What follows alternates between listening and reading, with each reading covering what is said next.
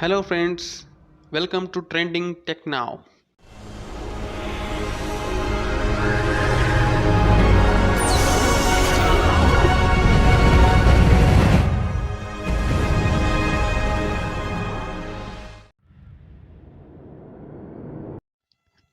Now we are going to discuss about Maglev train technology in India.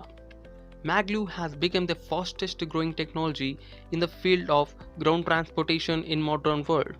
Maglev trains, which are based on the principle of Maglev, have been compared with high-speed transportations such as air transport. Maglev has become the fastest growing technology in the field of railways infrastructure.